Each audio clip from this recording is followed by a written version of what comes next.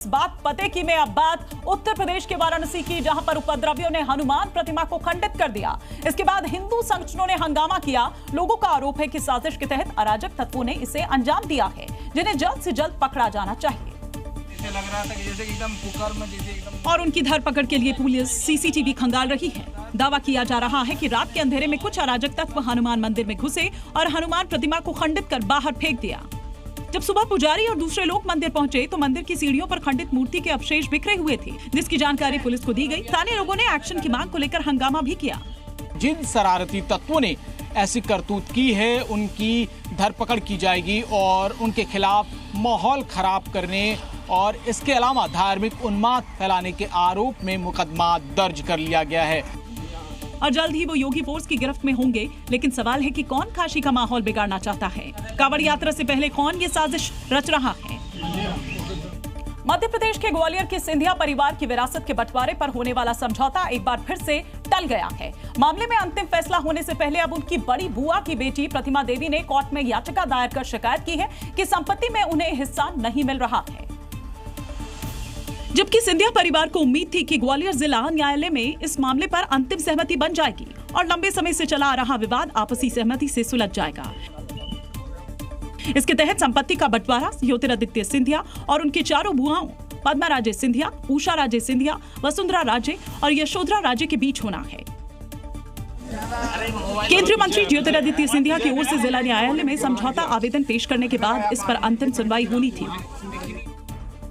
लेकिन उससे पहले ही ज्योतिरादित्य सिंधिया की फुफेरी बहन प्रतिमा देवी और कनिका देवी ने एक नई याचिका लगा दी। ये दोनों सबसे बड़ी बुआ पद्मावती राजे सिंधिया की बेटी हैं। आपसी सहमति से यह तय हुआ कि जो पक्ष जिस संपत्ति पर वर्तमान में काबिज है वो संपत्ति पूरी तरह से उसी की हो जाएगी। उत्तर प्रदेश के बलरामपुर में एटीएस ने बड़ी कार्रवाई की है। एटीएस ने एक युवक को गिरफ्तार कर लिया है, जिसके तार पाकिस्तान से जुड़े होने का दावा किया गया है। एटीएस के मुताबिक आरोपी आतंकी साजिश को अंजाम देने की तैयारी कर रहा था। एटीएस की यह कार्रवाई सीएम योगी के दौरे से ठीक पहले की गई है और सीएम के दौरे को लेकर सुरक्षा व्यवस्था और सख्त कर दी गई है, जो कांवड़ यात्रा से पहले प्रशासनिक समीक्षा और सुरक्षा व्यवस्था के लिहाज से भी अहम है। सीएम के दौरे से पहले एटीएस की कार्रवाई ने पाकिस्तान में बैठे मुनीर की आतंकी साजिश को बेनकाब कर दिया। एटीएस ने सहरोज अहमद नामक युवक को उठाया है, जिसके ऊपर आरोप है कि उसके द्वारा आईएसआई से जुड़े संदिग्ध गतिविधियों में उसका सहयोग रहा है। वो किसी बड़ी गतिविधि को अंजाम देने के लिए प्रयास कर रहा था। एटीएस का दावा है कि आरोपी अक्टूबर 2025 से फेसबुक के जरिए एक पाकिस्तानी एजेंट के संपर्क में था। आरोपी को राजस्थान के श्रीगंगानगर जाकर हथियार और विस्फोटक सामग्री हासिल करने का टास्क दिया गया था और 5,000 रुपए भी भेजे गए थे। लेकिन एटीएस ने गिरफ्तार कर लिया और आरोपी के कब्जे से इलेक्ट्रॉनिक डिवाइस बरामद की, जिसमें कई सबूत हाथ लग सकते हैं। फिलहाल मामले की जांच जारी है कि कहीं कांवड़ यात्रा के दौरान तो कोई साजिश नहीं रची जा रही थी। बारिश के मौसम में मौसमी बीमारी का खतरा बढ़ गया है, खासकर डेंगू का, जो हर साल लाखों लोगों को अपनी चपेट में ले लेता है।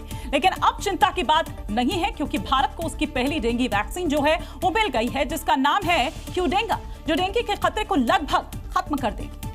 और वहीं डेंगू क्योंकि वैक्सीन जो है क्यूडेंगा, इसको डीजीसीआई ने मंजूरी दे दी है, जो डेंगू से बचाव के लिए एक बड़ा कदम है। ये वैक्सीन 4 से 60 साल तक के लोगों को लगाई जा सकेगी, जिसे लगवाने से पहले जांच कराने की जरूरत नहीं होगी। इसके कुल 2 डोज लिए जाएंगे।